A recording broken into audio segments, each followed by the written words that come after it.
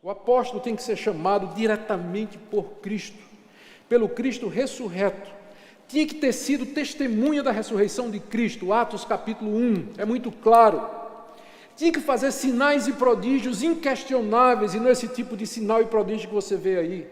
Eram inspirados para escrever escritura, para lançar a base da igreja, o fundamento da igreja. O número de 12 era limitado porque corresponde aos 12 patriarcas, às 12 tribos de Israel, porque a igreja é o novo Israel. O antigo tinha 12 patriarcas, o novo tem 12 apóstolos, por isso que o número é limitado. Você pergunta, e Paulo? Lembra lá no Antigo Testamento eram 12 tribos, mas teve uma tribo que se dividiu em...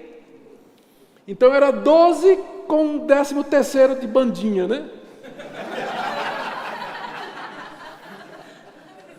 Então são 12 e Paulo. Fechou. E Jesus é que usa esse simbolismo quando ele diz assim: vocês vão se sentar comigo no reino de Deus e governar as 12 tribos de Israel. E lá em Apocalipse, quando João vê a cidade, diz que no fundamento da cidade, que são 12, estão escritos os nomes dos 12 apóstolos do Cordeiro.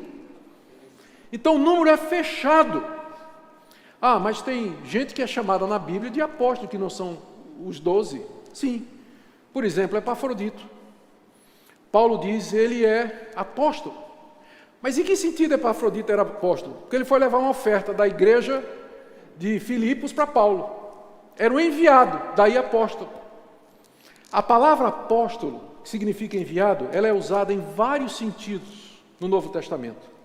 No sentido de título e de designação de uma função e de ofício, é restrita a Paulo e os 12. As outras 8 pessoas que são chamadas de apóstolo no Novo Testamento, é todas no sentido de gente que foi enviada para cumprir uma missão. Barnabé, Silas, Timóteo, Andrônico, Júnias, Epafrodito.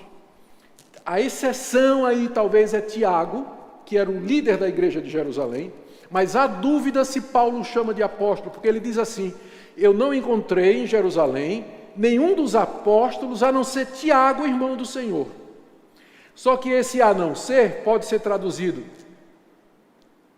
da seguinte maneira: não encontrei nenhum dos apóstolos, mas encontrei Tiago, o irmão do Senhor. Consulte as versões e os comentaristas e você vai ver que há discussão a respeito desse assunto.